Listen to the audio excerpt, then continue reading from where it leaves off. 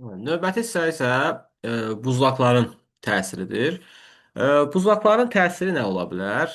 Yadda qalsın bunlar. Məsəl üçün deyir ki, belə bir sual, bayaq oxuduğumuz sual var idi orada.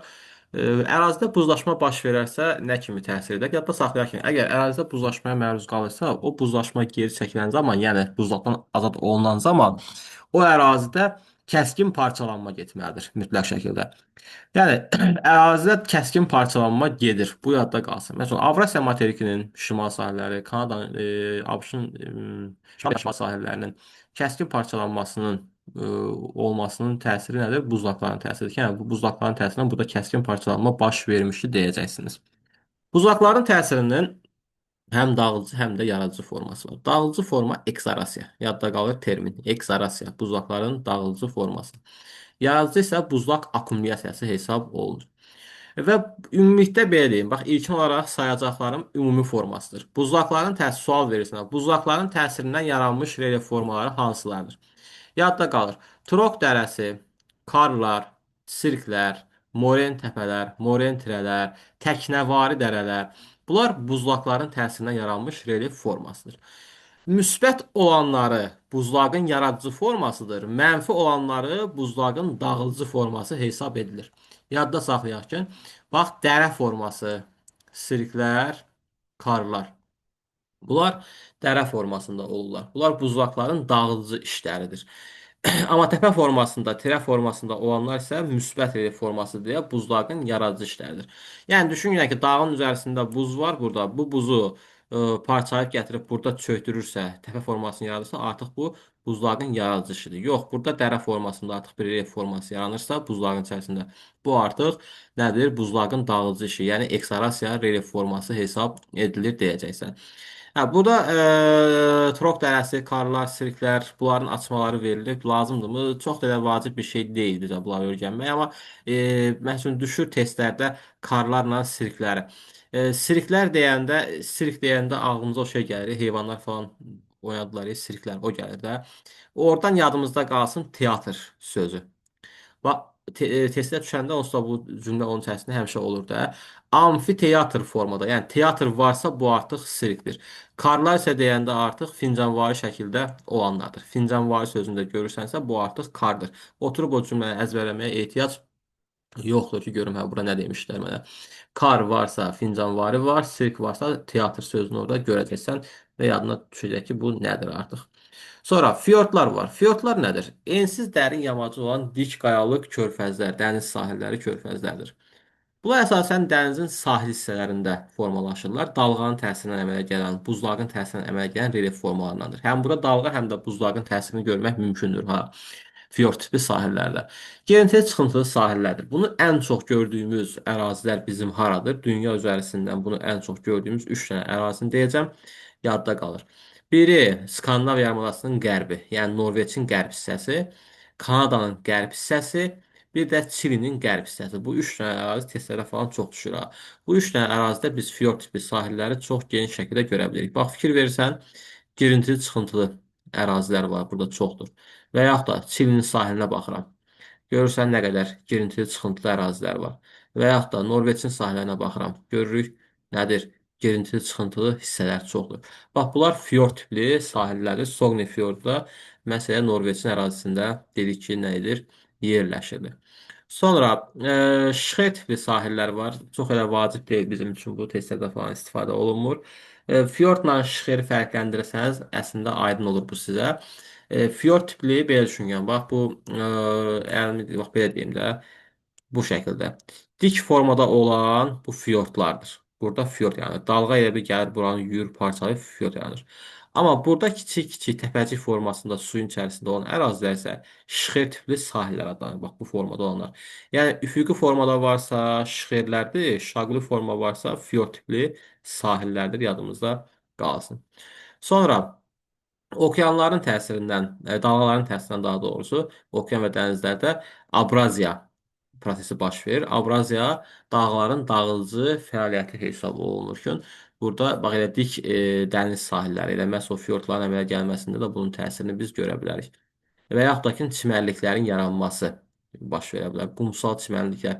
Yəni ki, bu dənizə falan getmişiksə əgər, görürük ki, dənizlərin sahilində düzən ərazidə qumsal ərazilər var ki, o qumsal ərazilər təbii ki, dalğa su, torpağı, qumu yuyur, gətirir, yığır ora və orada düzən ərazi yadır. Buna biz hamısına abrazyon işlər deyirik.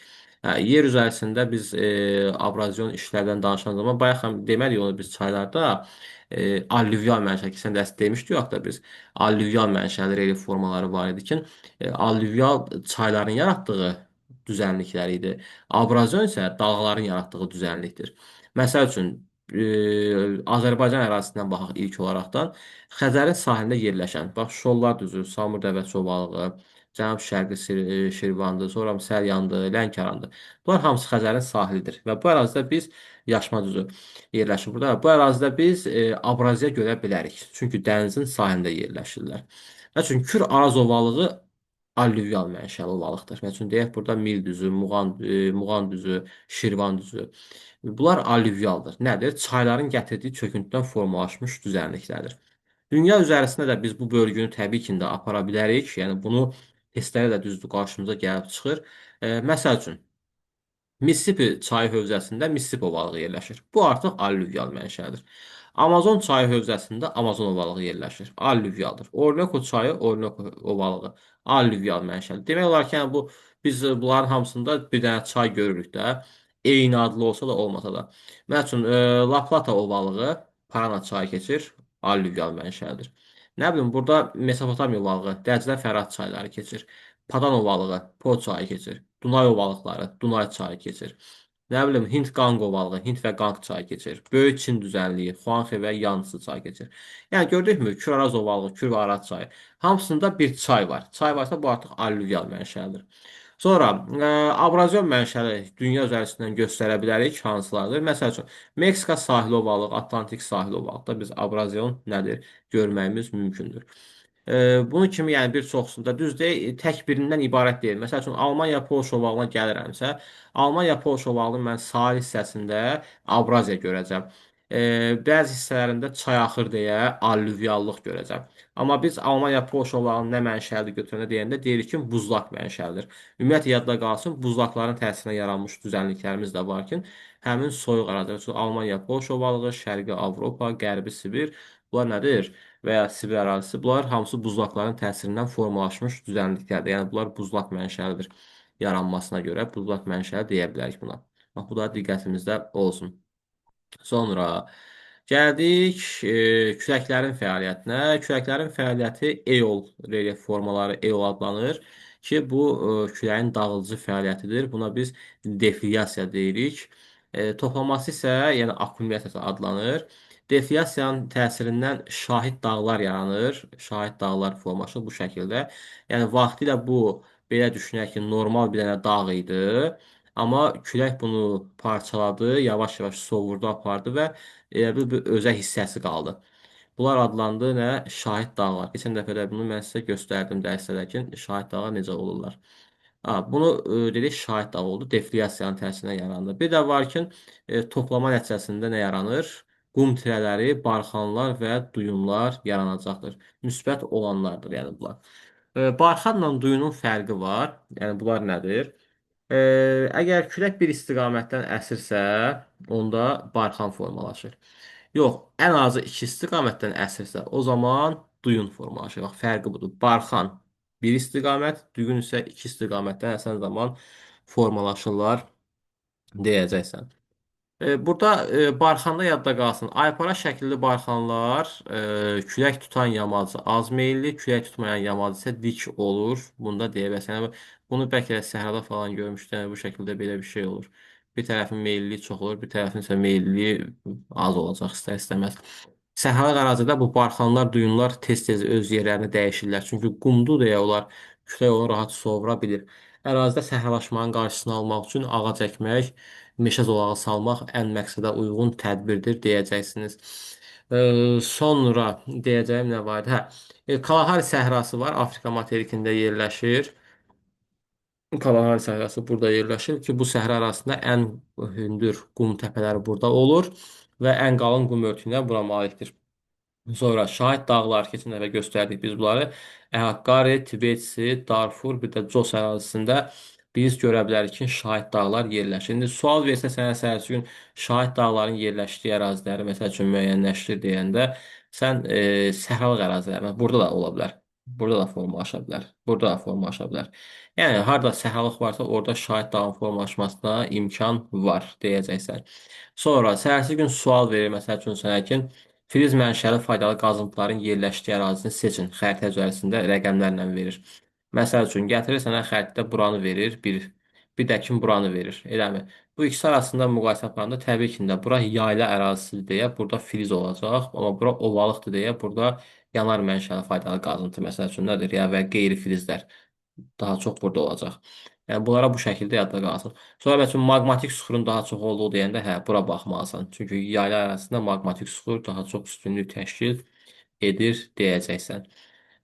Bu şəkildə. Bir də antropogen relyef formaları var. Antropogen relyef formaları insanların təsirindən yaranan relyef formasıdır. Yəni insanlar təbiət daimi dəyişirlər. Həmin ağaclar kəsilir, yerində binalar tikirlər. Antropogen təsirdə yol çəkir. Antropogen təsirdə su anbarı tikir, park salır. Antropogen təsirlərdə yəni bunlar. Burada terikon təpə anlayışı var. Terikon təpə nədir? Terikon təpə faydalı qazıntılar çıxarılan zaman. Yadda qalsın ki, faydalı qazıntı, məsələn, qızıl çıxardıramsa, qızılı geyib yerin altından bu boyda bir şey tapmıram, amma külçə tapmıram ki.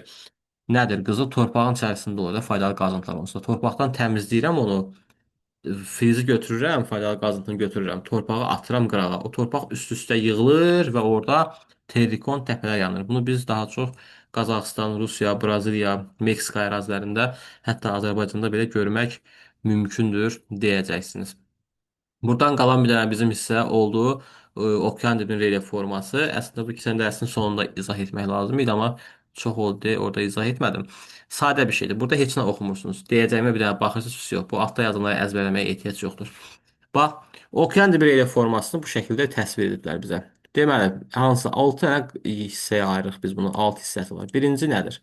Materik dayazlığı şelf. Adlarını əzbərləməlisiniz. Materik dayazlığı və yaxud da ki, şelf zonası adlanır. İkinci materik yamacı. Üçüncü ətək, abbisal düzənlik, silsilə, bir də nov olmaqla hissələrə ayrılır. 6 dənə əsas hissəsi var. Yadda qalsın. Bax, ilk 3 dənəsində materik dayazlığı, materik yamacı, materik ətəyi gəlirsən. Son 3 dənəsində okean abbisal düzənliyi, okean novları, okean silsilələri olmaqla 3 hissəyə ayrılır. Və burada deyirsən ki, bax materik sözündən keçdim okean sözünə. Yəni ki, bura qədər olan hissədə çökmə, qranit, bazalt qatını görürük. Yəni materik tipli yer qabığını görürük. Amma buradan sonra olan hissədə çökmə və bazalt qatı olmaqla 2 dənə hissə görürük. Bax gördük indi bura okeanın dibidir. Yəni biz deyirik okean tipli relyef forması, materik tipli relyef forması. Yadda qalsın ki, okeanların içərisində materik tipli relyef forması görmək mümkündür. Bax bu testlər düşə bilər ha. Okeanların içərisində materik tipli yer qabığı görmək mümkün olan bir hadisədir. Çünki biz okean tərəfə doğru düşdüyümüz zaman hələ bax bura qədər olan hissə materik tipli yer qabığından malikdir. Sonrası isə artıq okean tipli yer qabığıdır. Deyirsən ki, qranit qatın yoxa çıxdığı hissə haradır və yaxud da materik tipli yer qabığı, okean tipli yer qabığının əvəz olunduğu hissə haradır? Materik ətəyidir. Materik ətəyində bu artıq yoxa çıxır. Sonra buradan deyəcəyim nə var əsas? Materik dayazığı şelf, meyillilik azdır deyə burada çökmə süxur qatı var. Akkumulyativ qatdır. Yəni burada neft, qaz görə bilərik biz. Amma digərlərində biz bunu görə bilmirik. Bir dənə abbisal düzənlikdə yenidən meyillik azalır deyə burada da yenidən çökmə süxur qatını və neft və qazı görməyimiz nədir?